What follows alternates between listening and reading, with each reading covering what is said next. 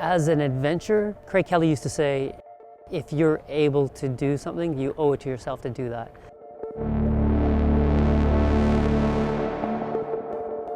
To be honest, I didn't really know too many details other than it was Mount Rishiri, we'd try and snowboard it, and it could be a grand adventure.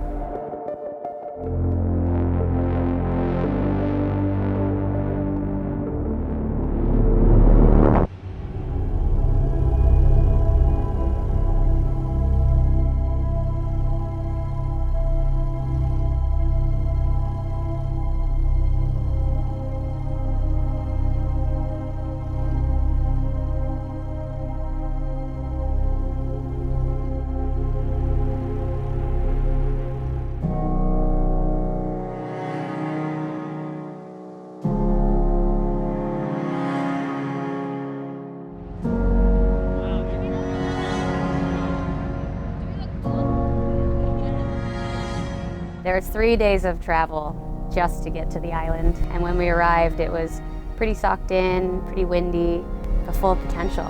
The mystery of it all just kept growing and building. And a picture's worth 1,000 words. I had never seen a volcano just coming out of the ocean. It's like nothing else. We spent a year putting this plan and putting this trip together, and here we are. Shall we go get on this land?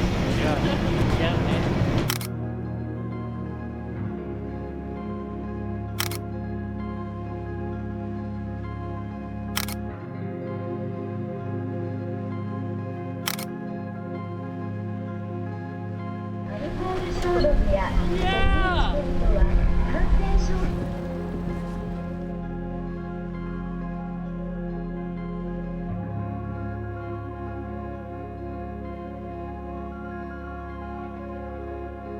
So the first day we went into the pond and toured up through this beautiful forest. It was snowing and there was this ice that had frozen to all the tree branches, and with the wind they kind of swayed as if you were underwater. These are really good. You guys get sick of these? The colors and the textures I found really fascinating. Maybe because of jet lag, but I think really because this place is truly special and magical that way.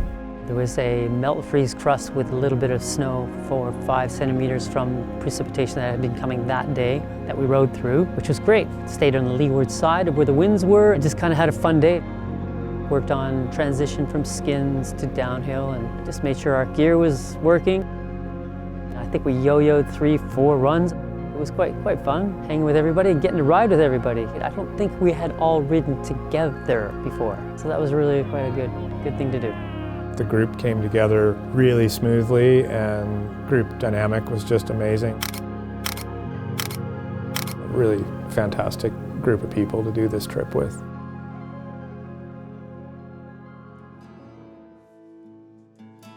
The forecast, which is really good here in Japan, the detail in the forecasting is as good as I've seen anywhere, was for the winds to pick up in the afternoon, starting with some semi-clear skies. Didn't look good for another summit day, so we went into another drainage with our host Toshi and our guides. As we were walking up and getting a feel for the snow, you could really feel that melt freeze crust from precipitation rain that had frozen that was going to bond anything below it. It was 3 centimeters thick, super hard. So as far as figuring out our risk management and avalanche hazard, we only had to do a couple of hand shears. We didn't do any real deep snow profiles because there's no way a rider could penetrate any deeper. We got up to just above tree line and got to see quite a bit more of the mountain. It's like it looked just fantastic. Like something out of a fantasy, or, you know. It was really fun to go up separate little ridges and then walk through some howling winds. There were times where you would just break out of this shallow bowl onto an easy ridge and your snowboard would just get picked up as it was in the air transitioning to your next step. It was quite wild. Rishiri is really an ideal place for product testing. You're starting at sea level, going all the way up into the alpine, and you're touring, so it's very challenging to manage your layers. We saw rain, snow, high winds, sun, and everything in between, sometimes in the same day. It's equipment, it's imperative that it functions properly for you to even be able to do what you're doing. So it's just a fantastic opportunity to learn and think about how products could be improved and make everything work together as a system. We originally had a few more days to really focus on getting to the summit, seeing more of the island and focusing on the expedition. That being said, the situation has changed dynamically. Things are a little weird. Lockdown. Coronavirus Cases soar. This COVID virus is like nothing else I've ever seen. Also advises Canadians not to leave the country unless absolutely necessary. Yesterday, the government of Canada advised all Canadians to return home while they still can. Here we are now at the airport, trying to decide what we're going to do next. There's been some big changes with us coming back to Canada. I actually feel more at risk going home than I have staying here.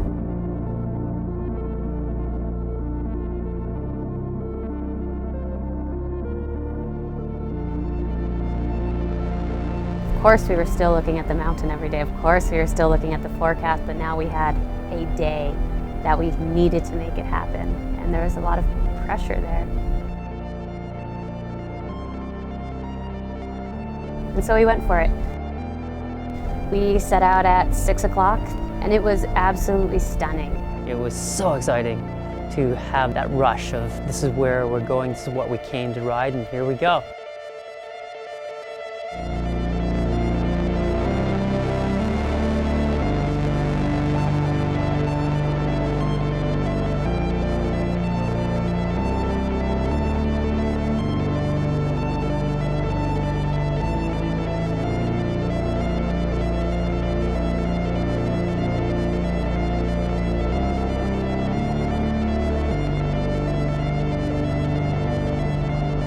We gained the high point before the final approach, and at that point the clouds really started to come in. Our forecast had projected fog would roll in around noon and dissipate around 2 p.m. So we felt pretty confident that the forecast would remain true, so we slowly started to make our way up to the summit. The last hour and a half to 2 hours, we were just in whiteout, walking with crampons and an ice axe. Sure enough, we came to the summit and we didn't even know it was the summit. It's like, is this the summit? I think this is the summit. This is probably the summit. All right, here we are, top of Rishiri in a milk white bottle. But it's been amazing, really fun, super cool. I didn't care that we couldn't see anything. The multiple days of travel, the countless months of planning, the worry of this virus, everything just seemed to dissipate. We had arrived. Had I not been so emotionally invested in this trip, I would have, as a guide, said, yeah, we got to get off this thing earlier. But we hung around as long as we could, hoping for a break, but never came. I don't have too much experience walking down an icy mountain in crampons with a board on my back, so personally, I felt it was a really good learning opportunity. And to our surprise, it actually started to clear. We looked down one side of the ridge and it was in full shadow, but we knew that there was good snow there. And we looked down the other side of the ridge where the sun had started to break, the clouds were dissipating, you could see the ocean, and it was absolutely perfect. It was not. Tom was ready before me and thought he was just going to slip down to where I was, lost his edge and went for a slide. And then where I was carvable snow and it was my turn, and I rode 4 big sweeping turns and hit the same firm melt freeze that he did and went for a slide as well. It was quite a mistake to have come down that way.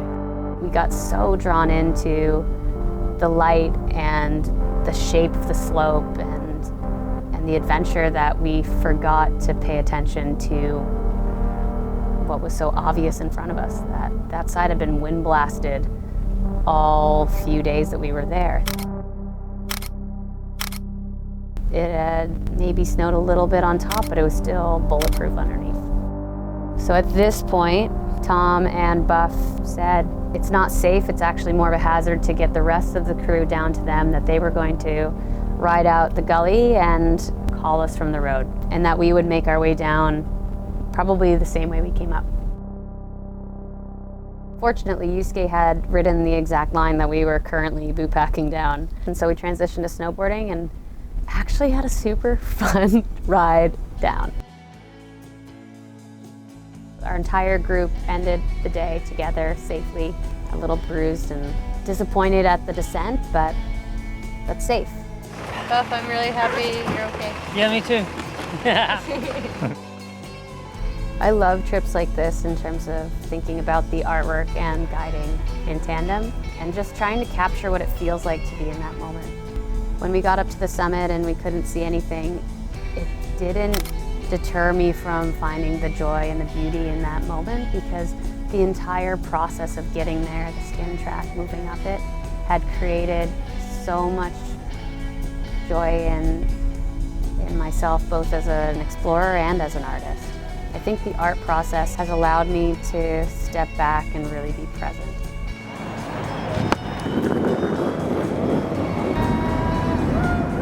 It allows me to see beauty in everything, and it allows me to find joy in everything.